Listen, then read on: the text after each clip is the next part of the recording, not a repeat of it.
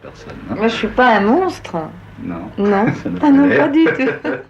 Elle était l'icône absolue, le mythe vivant, le symbole d'une époque qui a voulu tout embrasser, la liberté, le désir, le scandale, mais qui a fini par la crucifier pour les mêmes raisons.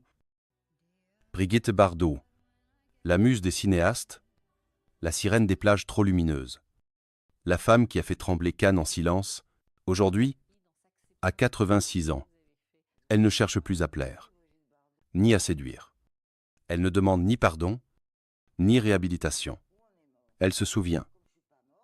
Et dans cette mémoire capricieuse, certaines femmes n'ont jamais quitté l'ombre. Actresses, rivales, collègues de tournage ou reines de la presse mondaine, elles ont croisé sa route, parfois volé une lumière qu'elles croyaient sienne, parfois laissé des blessures qu'aucune caméra n'a su capturer. Il ne s'agit pas ici d'un règlement de compte, mais d'un dévoilement, d'un aveu froid, lucide, presque désabusé. Car, dans un métier où l'on apprend à sourire pour survivre, il y a aussi des silences qu'on garde trop longtemps. Et aujourd'hui, pour la première fois, Brigitte Bardot révèle les 5 femmes qu'elle a le plus détestées à l'écran. Numéro 1. Jeanne Moreau. Elles étaient censées incarner 2 facettes du même cinéma français, l'intelligence brûlante d'un côté, la sensualité explosive de l'autre. Mais à l'écran comme dans la vie, Brigitte Bardot et Jeanne Moreau n'ont jamais parlé la même langue. Leur première rencontre a lieu en 1962, dans les loges de la télévision française. Bardot, auréolée de son succès dans Et Dieu, créa la femme, entre dans le studio avec un retard chic et un regard qui balaye la pièce comme un flash. Moreau, déjà célébré pour Ascenseur, pour l'échafaud et Jules et Jim, l'observe sans un mot, assise, une cigarette à la main. Rien ne se dit, mais tout est là, le mépris poli, la tension sourde, le refus de faire semblant. Brigitte racontera plus tard, à demi-mot. Elle me regardait comme on regarde une créature de foire. Je n'étais pas de son monde, et elle ne voulait pas que je le sois. Les 2 femmes seront un jour pressenties pour partager l'affiche d'un même film, un projet avorté signé Louis Malle. L'idée excitait les producteurs, mais glaçait les intéressés. Bardot pose une condition, pas avec elle. Moreau répond en écho, elle n'a rien à dire. Elle est montrée. Elle ne joue pas. Elles ne tourneront jamais ensemble. Pendant des décennies, leurs noms flotteront côte à côte dans les articles, mais jamais dans un générique, et même lorsque Moreau décède en 2017, Brigitte Bardot reste fidèle à sa franchise crue. Elle avait du talent. Mais elle n'a jamais eu d'amour pour moi. Et je ne lui en ai jamais donné non plus. 2 reines, 2 styles, 2 silences qui ne se sont jamais croisés, et un froid glacial qui, même sans cri, ne s'est jamais réchauffé. Numéro 2. Catherine Deneuve. Si Jeanne Moreau représentait la distance intellectuelle, Catherine Deneuve incarne la rivalité glacée, blonde comme elle, belle comme elle, mais différente en tout. Lorsque Bardot voit Deneuve pour la première fois à l'écran, c'est dans Les Parapluies de Cherbourg. Elle ne dit rien, mais autour d'elle, les regards changent. Un murmure se propage dans les dîners parisiens. La nouvelle Brigitte est arrivée, et elle. Au moins, elle sait jouer. Cette phrase, Bardot ne l'oubliera jamais. Pas parce qu'elle est vraie, mais parce qu'elle a été répétée, insinuée, glissée dans les interviews, comme une écharde sous la peau. Elles sont invitées, des années plus tard, au même gala. À Rome, la tension est palpable, Deneuve, froide et distante. Prue traverse la salle comme une impératrice. Bardot, entouré de journalistes, te rit trop fort, trop vite. Quand leurs regards se croisent, l'air semble se figer. Ce n'est pas de la haine, c'est de la négation mutuelle, L'une ignore l'autre comme on refuse une ombre. Brigitte dira un jour dans un entretien rare « Elle ne m'a jamais aimé. Et je crois que je lui ai rendu l'appareil. Nous étions trop proches, trop différentes. Elle avait la classe. Moi, j'avais le feu. Oh ?» Le cinéma français n'a jamais osé les réunir. Trop risqué. Trop instable. Et peut être trop honnête. À l'enterrement d'un réalisateur commun, elles se retrouvent à quelques mètres, l'une de l'autre. Pas un mot, pas un geste. Juste ce regard fuyant que seules les femmes blessées savent offrir. Et dans ce silence tendu, Brigitte Bardot a compris que certaines femmes ne sont pas faites pour coexister, même à l'écran. Numéro 3. Anouk Aimée. Contrairement aux autres, Anouk Aimée n'était ni une rivale directe, ni une ennemie affichée. Mais parfois, la douleur vient justement de là, de ce qui est tu, insinué, jamais assumé. Elles se croisent en 1966, lors du Festival de Cannes. Bardot rayonne. Aimée est en compétition officielle avec un homme et une femme. La presse les photographie côte à côte. Shourirach figish. Robe de soie. Regard qui ne se touche jamais. Ce soir-là, Brigitte entend un mot de trop. Une phrase, glissée par Anouk à un journaliste italien, et rapportée plus tard à son oreille. Bardot, c'est une apparition. Moi, je préfère les actrices. Homme. Une gifle déguisée en compliment. Brigitte Hanse. Mais n'oublie pas. Les deux femmes partagent plus d'un homme dans leur passé, mais ce n'est pas le cœur qui blesse. Ici, c'est la comparaison. Anouk Aimée, icône du cinéma d'auteur, muse de Fellini, semblait représenter cette reconnaissance intellectuelle que Bardot n'a jamais reçue, et pourtant, Bardot le dit sans détour. J'ai tourné pour Vadim, Godard, Clouzot, mais pour certains, je resterai toujours une bête sauvage. Pas une actrice. Homme. Un soir, dans un dîner privé à Saint-Tropez, elles sont assises à la même table. L'ambiance est glaciale. Anouk parle de philosophie du jeu. Brigitte, d'instinct, de vision, de monde.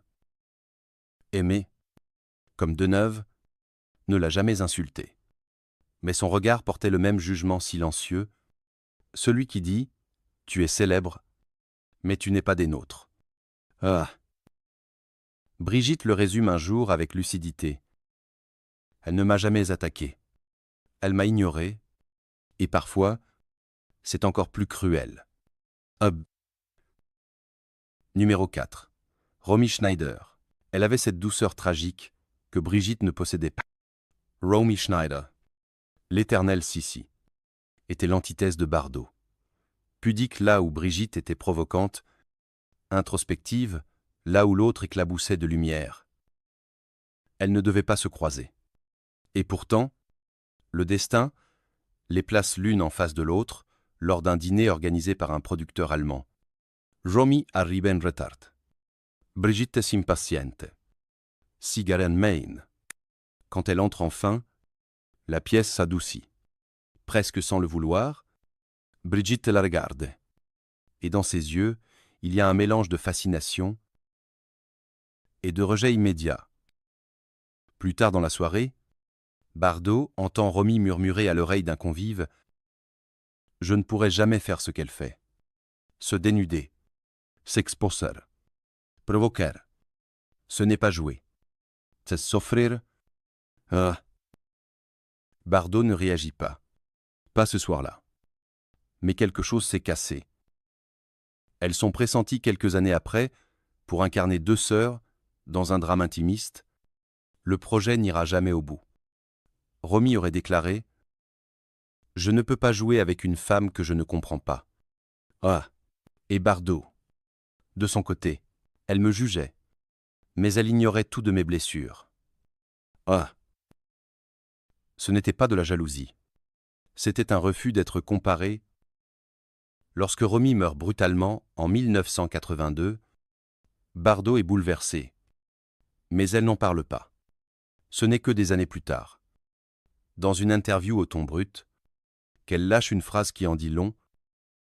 Elle ne m'aimait pas, mais je l'admirais. Et c'est peu, être ce qui me fait encore plus mal. Dans ce miroir tendu entre deux femmes trop célèbres pour se rencontrer vraiment, il n'y a jamais de reflet commun. Seulement deux solitudes qui se frôlent et s'évitent. Numéro 5. Mireille d'Arc. Elle aurait pu être une alliée, elle est devenue un point d'interrogation blessant. Mireille d'Arc, avec son rire discret et sa silhouette taillée au scalpel. Arrivée là où Bardot commençait à s'effacer. Années 70. Brigitte Bardot ralentit. S'éloigne du cinéma. Refuse les rôles qu'on lui propose trop fades. Trop prévisibles.